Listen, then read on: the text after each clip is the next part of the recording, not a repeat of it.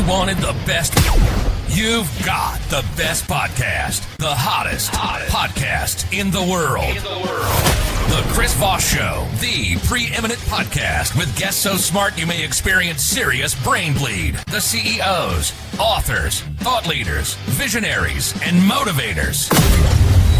Get ready. Strap yourself in. Keep your hands, arms, and legs inside the vehicle at all times, because you're about to go on a monster education roller coaster with your brain.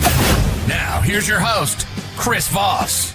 Hi, folks. It's Voss here from the ChrisVossShow.com. There you go, ladies and gentlemen. The show is on. As always, for 16 years and 23 episodes, we bring you the Chris Voss Show. And boy, are we sure tired of carrying the show. One way you could help our backs is you could refer the show to your family, friends, and relatives. Go to goodreads.com/Chris Voss, LinkedIn.com/Chris Voss, Chris Voss1 on the TikTok, and all those crazy places on the internet. Today we have another fine young man with a great story. He's going to be sharing with us of his journeys and his grandfather's journeys, as it were. He's the author of the book that came out March 1st, 2024, entitled Fritz Haber, The Complete Diary, 16 Months in an American POW Camp. We are joined by Bernd Haber, and we're going to be talking to him about his insights and everything that he does and how he does it and some of the things that you're going to love about his book. As we get into it, he is the founding and managing director and global orchestrator and progressive executive and business entrepreneur and music experience curator and author, publisher of 4 books, and member of the Recording Academy. He has 25 plus years of experience at global orchestration. He's founder and managing director of World Strings Promotion. It's Peter Seeger endorsed mission is to keep bringing people together through the power of music. It specializes in producing unique music events using music as a common language to bring people together and to promote mutual and peaceful understanding of diverse cultures. Professional memberships include GACC, the German American Chamber of Commerce, Arizona chapter, SACC, the Swedish American Chamber of Commerce chapter, Arizona chapter, American Business Association, Folk Alliance International, Blues Foundation, Polestar, Music Managers Forum in the U.S. Welcome to the show. How are you, Mr. Haber? Thank you very much. Thank you, Chris, for having me. Appreciate it. Thanks for coming. Give us your .coms. Where do you want people to find you on the internet? Is it okay if I show it? So it's www.16monthspow.com. That's the book project website. So all the information about this book and the publication is there, references and credentials. And also there's a way of contacting me if you're interested in more in that story. There you go. So give us a 30,000 overview of what's in this book. Yeah, so the book is, and I hold it up, if you can see it. This is my grandfather, so my father's father, and he served in the Wehrmacht in World War II, in Hitler's Wehrmacht, in early 40s until 1945, when he was captured by the Americans in a small town near Munich, where he was stationed. And he was captured and then sent off to several camps. Eventually, he ended up in a POW camp in Metz, M-E-T-Z, a city in France, where he spent 16 months as a prisoner and eventually was released in August of 1946 and returned home. And there's so much more to talk about it. I would like to mention also that he grew up in a family that was very, in a sense, progressive during the 90s. His apprenticeship, he became a blacksmith in the 1920s. Then his 2 twin brothers, who were 2 older brothers, that were members of the Communist Party at that time. So they took him in. In 1933, he started also, of course, Hitler took over, as we all know, in Germany. He started protesting, doing something, and he actually got incarcerated in a concentration camp early on in his city, Zwickau in Saxony. It was not yet the concentration camps that we think of. He got released. It was actually because they were after his brother, and so they blackmailed his brother and his mom to get his brother. So they incarcerated him to get his brother. He got free again after 1 year, worked for many years, and then eventually had to serve in the Wehrmacht. So yeah, so this is the diary that he wrote down, and I eventually got hold of it and thought, oh, it's probably worth publishing. Oh yeah, I mean, it sounds like a great story of what goes into it and how it works. Now you grew up probably hearing this story as a child, maybe? So I grew up, full disclosure, I grew up, was born after the Berlin Wall was built Mm-hmm. in 1961. I was born in East Germany or East Berlin. I grew up in East Germany, went to school until November 1989 when the Mm-hmm. Berlin Wall fell, of course. So Oh, then wow. that opened up a whole nother dimension for me to figure out what to do with my life when I was in my mid 20s. Mm-hmm. And then I ended up a few years later in Phoenix, in Arizona. That's where I am right now. So you probably see the picture behind me a bit. Mm-hmm. And since 1996, I've been living in Phoenix, Arizona.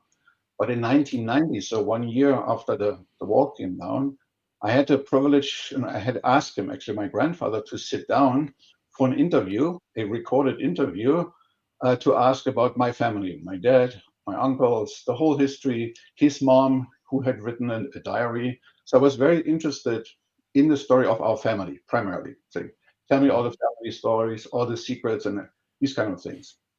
He All the said, secrets. I'm not sure if he shared all the secrets, but I have a 3 hour recorded interview with him. So there were some interesting stories in there that I did not know at the time, of course. Ah, ah. But then during the interview, he said, "Ben, you know what? Did you know I have written a diary?" I said, "No, my dad Oh. told me." So he pulled out this original diary, the original one.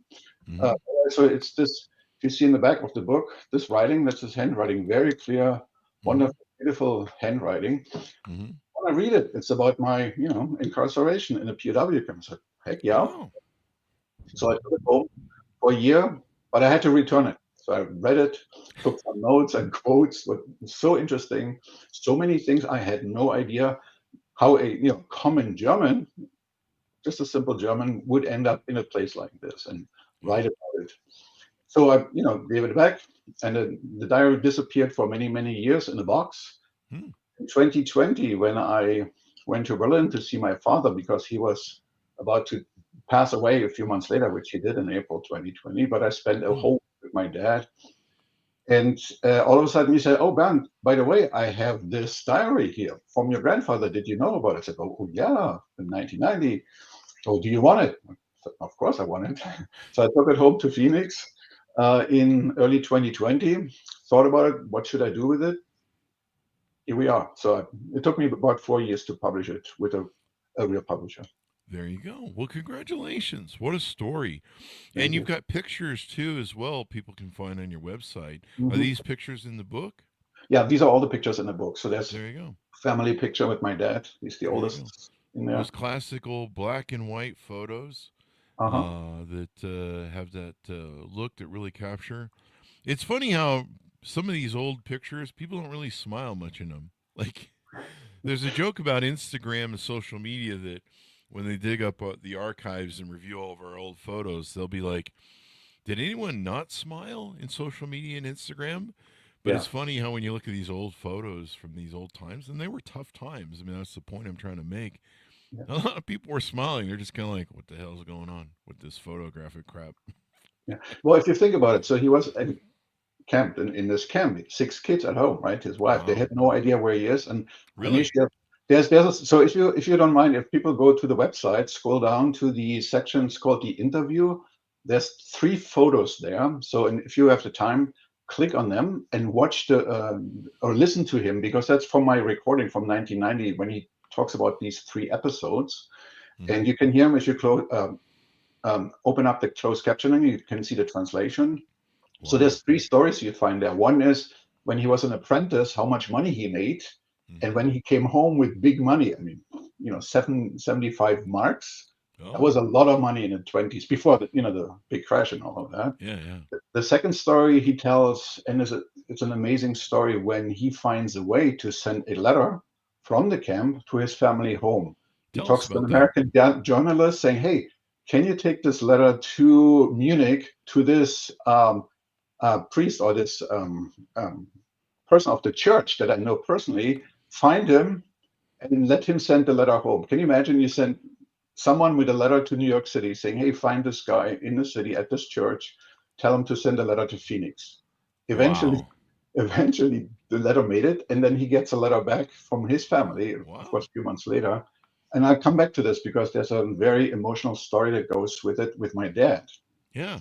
But the third story, going back to these three pictures, the third story is well, they're all interesting. It's an even more interesting one when he was ordered as a soldier to be a member of a shooting squad. So there was a soldier or someone trying to desert, the front lines, and of course war. So the decision was, well, we have to shoot him, right? So he describes the scene there. So if you're interested in that part, so if you don't mind, I want to go back to that letter. Please do. Please do. So the first letter that he received from his family, of course, from his wife, and she talks about what's going on, and we're happy to know you're alive. There was a section in there that my dad wrote to him. He was 15 years old at the time. So, hey, Dad, he said, I have to make a decision what I want to be or become in life. I have three choices, and I want you to tell me which choice is the better one. I could become a miner like my brothers, like our families here in Zwickau and Saxony. It's coal mining. So I could be a miner. What do you think? Or my teacher tells me I'm really good at theater, stage play, role play. What about that? Or third, I could become a journalist because the local newspaper, after the war, things started to, recover. The local journalist or newspaper asked me, they looked at some of my writing and said, hey, you're pretty good with German language. Why don't you work for us? So he sends that letter. Of course, a few weeks later or months later comes the response from his dad. And he said, miner, no way. You're too weak. Your brothers, let them keep going to the mines. That's fine. Stage play theater? No way.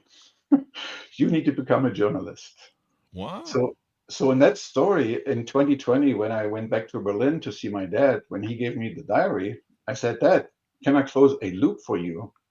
I said, did you remember that you sent the letter or this piece in a letter to your father in the camp and asked about, he said, kind of vaguely, yeah, since you tell me now, I remember. And then I tell him the whole story, what's in the book or in the diary. And then my dad then sits down and cries. And it was just such an emotional moment for me. And for minutes, we couldn't talk. So that's this whole story. There's much more in this book. Isn't that interesting how you open that up for him? Yeah. Can you tease out a little the story of him facing a firing squad? That's quite extraordinary, actually. Not a lot of people get to have that experience. Yeah. So, of course, you serve in your army, you're under order, right? So you're under oath in a sense. So any order that comes your way, you have to do. So there was this situation, and it's not 100% clear if the person who got shot was a deserter or someone who's just stole a loaf of bread. Can you imagine, right? Yeah. Wow. Wartime. So anyway, they do that for eggs now because eggs are so expensive. Yeah. January 2025, folks, if you're watching this years from now on YouTube. So the commanding officer goes through the ranks. You, Fritz, you, 35 men. So you come with me. What's going on? Well, we need to shoot someone. Okay. Line up. You shoot someone, man. Oh, basically, yeah. As long as it's nobody but me. But then comes an interesting reference. He says, well, we go to the ammunition chamber where they get the bullets, basically, for the magazines, right? So they line up there and they say, so there's 35 men, and half of them, they get the real bullets, the sharp bullets that kill. The other half gets what's it called? The bullets that don't kill anyone. Is it poof? There's a term for it. The pellets. They get blanks, basically. They're like beanbags, sort of pellets, I think. Yeah, but real bullets, but they don't kill anyone. I think it's called blanks. Anyway, so they have half the unit get blanks, real bullets, and the other half, but they don't know. So they don't tell you this is a real one, or you get a blank. And so that means, you shoot someone, you kill. And for my grandfather, was the only person he ever killed. Wow. The whole time we was in the war, good for him. But for their, peace of mind or their conscious to say, well, I killed someone, but maybe I didn't kill anyone because I may have had the blank. Yes. Yeah. So he tells the story on the website. Wow. That is wild, dude. That is Mm. just wild. What an amazing life to go through these times. And of course, war is hell, and there's lots of craziness that goes on Yeah. during war and stuff. Yeah, it's just insane. And certainly, it's experience. Hopefully, none of us, the rest of us, will have to experience. Yeah. And he endured 16 months in an American POW camp. And there you go. And telling the story of his life. What were some of the other difficulties maybe you had in compiling the story for other people who are maybe trying to do this at home? They're trying to, compile Mhm. the stories of their families and put them out. Yeah. The one thing is, I have to say, I was lucky because as many people know, that after World War II or any war, so the soldiers come home, they don't want to talk about it. Nope, don't ask me any question. We could talk about everything else, but not Mm-hmm. this. So it's called the first generation, and the second generation, their kids, they tried. Parents said no, or even the grandparents. So the third generation, like in my case, reapproach, that generation, saying, "Do you want to talk about it?" And I was very lucky with my dad, who was a kid during those times. My grandfather, they all opened up completely. There was Wow. no hesitance. So from that perspective, I was lucky compared to many other like Germans through those generations to write books about it or dig into family history. Because some people said there was something. What did you do during World War II? I'm not going to talk about it because it's really tough. It's not Yeah. black and white, right? So those answers. But you asked about challenges. One challenge for me was to publish in the US because I made a conscious decision to publish here in the US, of course. So therefore, I had to translate the whole diary because it's Oh, written in wow. Germany into English. I found a professor at the University of Arizona in Tucson who Mm-hmm. professionally translated the book. Mm-hmm. So I got a very professional translation. And the reason why I wanted to publish here in the US is find a new audience. Because in Germany, it's obvious if I publish a book like this, people say, Mm-hmm. well, yeah, another of these many war stories, who cares? Jeez. Well, Wow. some people, Okay. of course, yeah. But here, a lot of people, when you have a dialogue, when you tell them about the story, say, oh, wow, I had no idea. The common German serving, Mm-hmm. having this experience. And so a lot of people here in the US, as you know, many people know, I've heard about World War II, I heard about Hitler, I heard about the Holocaust, I heard about D-Day, maybe the Nuremberg Tribunal trials, and two Germanys that came out of it. That's pretty much it. So when Oh, you wow. start telling them there is so much more to the whole history, Weimar Republic in the 1920s, 1929, the big crash that led to, of course, Hitler eventually win the elections and take over. So there's so much more in between that is also told in the story. Mm-hmm. So that's a challenge, of course, Yeah. selling it in the US versus I could just go to Germany and do it there. Yeah. Well, I mean, and I think we find history more often, more interesting. I mean, when you look at the, what is it? When you look at the, when you look at the History Channel, that's pretty much what they Yeah. play is Hmm. Nazi Germany, Hitler stuff, 24/7. It's Yeah. kind of interesting. But there's a lot, and we haven't had a World War III yet, so there's a lot Hmm. of World War II to flesh out, I guess. So there you go.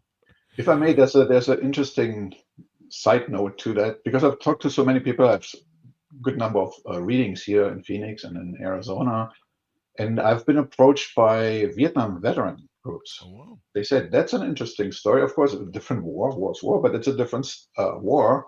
And Mm-hmm. I'm very happy. I was invited for October this year to do a book reading at a Vietnam veterans group here in Phoenix, Arizona. Oh I wow. really look forward to that. Not just the reading from the book is one thing, but this whole conversation about the experience, what it meant. And I'm sure some of them have probably ended up in PW camp, had similar experience. So I really look forward to that conversation. Yeah, that should be a really interesting conversation. Mhm. The one thing I always say is the one thing man can learn from his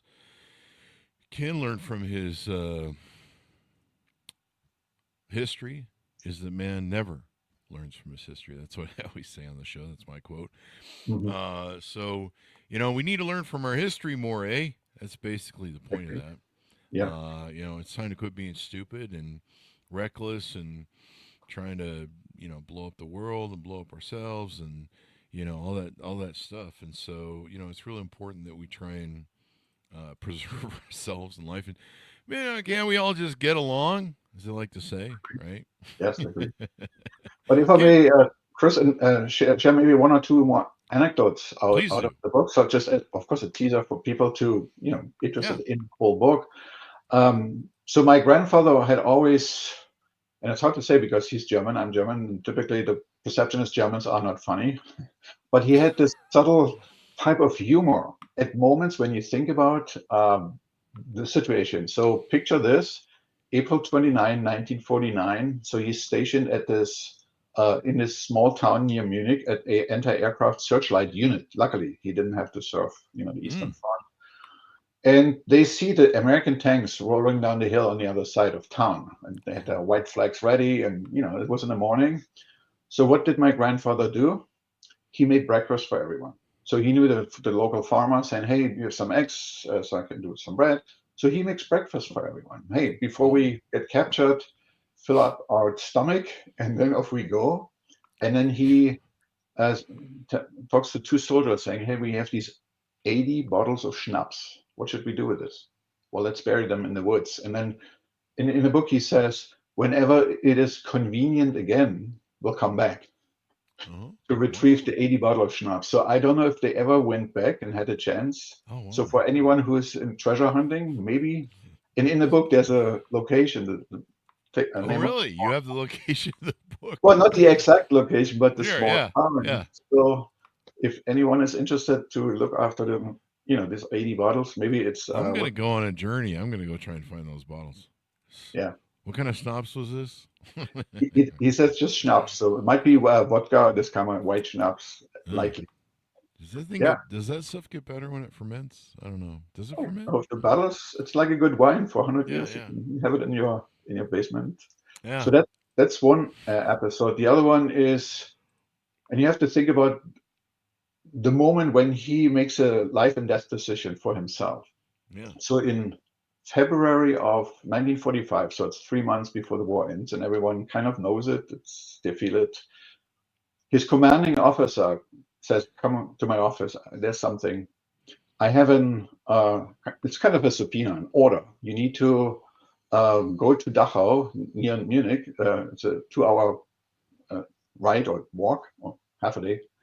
You need to report to, it's called the Feldgericht. That's the German word for a local military tribunal. So at the end of the war, they had these military judges all over the place. If you said something wrong, if you tried to desert, they would say, okay, decision, boom, dead. They would shoot right there on the spot. Holy crap. So his officer said, you need to report there. And someone said, the information I have is someone snitched on you. You have said something wrong about the war or something. Oh, wow. But can you imagine? So a few weeks away from the end of the war, you have to report and pretty much in your mind say, oh, that's the end of my life, because if they have something, shoot me, that's it. So he reports there next day. So they tell him, sit down. So we have two questions for you. So it came to our attention that you talked to someone bad about the war, bad about Germany. Is that true? And imagine yourself in that situation. Oh, yeah. You had no idea what to expect. And he makes the split decision as, oh, I remember that conversation. Oh, I think the guy was an alcoholic. Yeah, we shared cigarettes. We talked about family. And I'm not sure if you can really rely on what he says, but I just want to make sure I'm not misunderstood. I only quoted the propaganda minister, the minister of propaganda, Mr. Goebbels, from the newspaper The Stürmer, where the headline says, are you ready for this? Yeah. The headline says, we only win the war if we conquer Ukraine. Wow. So that's what he said. I just quoted Mr. Goebbels. That's all. Wow. So the judges said, okay, thank you. Second question, were you ever a member of the Communist Party, which he was? Oh. And he said, no, what are you talking about? Never, ever. So can you imagine they would have the paperwork in front of them at that time? But it was 1945, Europe.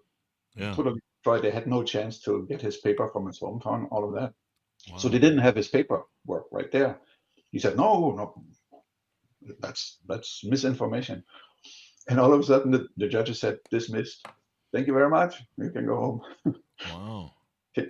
Those are the episodes, right? That he went through life and death decision. War is beyond hell. Jesus. Yes.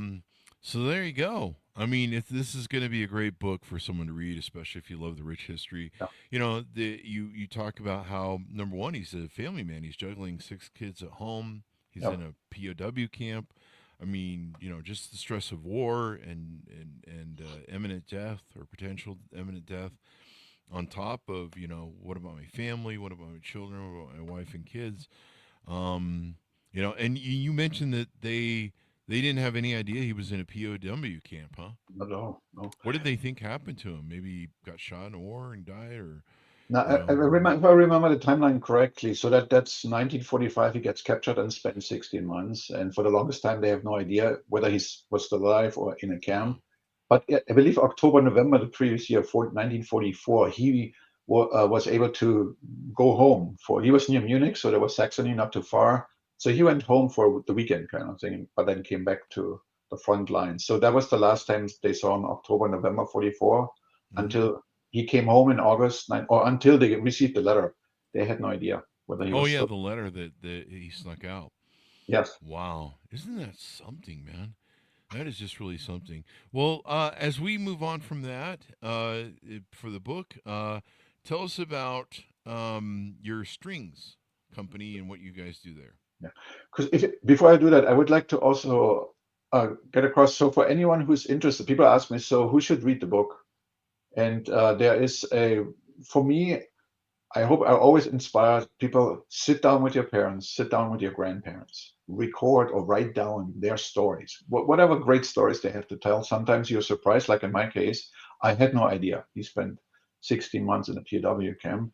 Yeah. So anyone who is interested in family history, anyone who is really interested in a really good, compelling story about faith, perseverance, tough situation, but I'm gonna make it and do the best, be proactive, or anyone who's actually, of course, interested in history, German history, world history, it's worth reading. And of course, military history, although it's not the big battles, the tank battles, but it's a perspective of war. So yeah, anyone who's interested, well, reach out to me through the website. There Love you to go. have that conversation. Yeah. What a great story, man. What an amazing story. Should be this should be one of those film stories that Hollywood picks up. That would be Thank great. you for. I have it as a talking point. Mm-hmm. My dream is, of course, to turn it into a movie project. So I've reached Yeah. out to several people. I haven't gotten any far. If anyone is out there who would love to turn it into a movie project, like a Netflix miniseries or just a movie, I think whoever plays the character of my grandfather will win the Oscar. Ah, Of course. there you go. We got some Oscar conversation going on, as they say. Yes. So there you go. Tell us as we close out. Tell us Yeah. about your other company that you work on, World Strings. World Strings Promotion. So when I came to Phoenix, I came over as a musician. I grew up with German traditional music. I played in a folk music band. When I came to Phoenix, I performed myself, German traditional songs, children's songs, but I realized it's not my career, the musician career. So I switched over to music business, and I founded a company called World Strings Promotion. It's at worldstrings.com. And engaged in several endeavors. I put together tours from German music artists, singer-songwriters, American artists, sent them on tour in Germany, in the United States early on. I was and I'm very proud of this, I was able to work with John Kay. You may not recognize the name, but he's the founder and lead songwriter and singer of the band Steppenwolf, probably very well known. Born to be Wild, most famous song. So Born to be wild. that's the one. Yes. So in 2018, the band, after 50 years, said, "Oh, we had enough, of this rock and roll thing." But he had expressed interest in continuing as a solo artist. It's a very long story. I ended up in 2019 working with John as his music agent and booking agent, music artist agent. So that's my proudest moment. But I'm involved in so many endeavors in music industry in Nordic countries in Europe, in the US. So yeah, that's what World Strings Promotion is about. There you go. That's pretty cool, man. I mean, I remember seeing him on American Bandstand and Mhm. all those old early stuff. Born to Be Wild, and they had a bunch of other really great hits. Oh, great song. So there you go. And so, is there anything people can get involved with to help or donate to World Strings? Yeah, reach out to me if you are interested in having artists on your stage, if you run a venue, or if you want to curate special music events, please reach out to me. I would love to work with you anywhere in this country, in North America, including Canada, of course, or in Europe. I would love to, yes, look into curating something together. There you go. Well, we certainly appreciate you coming by, Mr. Haber. Further, any thoughts? Tell people, pitch out where to pick up your book and .coms they can use as we go out. So yeah, so you can go to that website. I hold it up again, and there's a link to Amazon, so you can order it on Amazon, or you reach out to me directly. I'll send you a signed copy because it's first edition. You never know how this turns out in terms of a value. Yeah, I would send it to you, but you can order it in Europe. There's also another portal called Ingram, so they have it in German bookstores all over the world. So yeah, just look for it. Mm-hmm. There you order. go. Mm-hmm. Order it up, folks, wherever fine books are sold, as they say. Mm-hmm. Fritz Haber, The Complete Diary, 16 Months in an American POW Campout, March 1st, 2024. Thanks for coming to the show and sharing your amazing story, Mr. Haber. It's wonderful. Thank you. And thanks for sharing your grandfather's story because, these things get lost in history and all the things, and there's always a human element to these stories that we can learn from. So thank you. Thanks, our audience, for tuning in. Go to goodreads.com/Chris Voss, LinkedIn.com/Chris Voss, Chris Voss1 on the TikTokity, and all those crazy places on the internet. Be good to each other. Stay safe. We'll see you guys next time.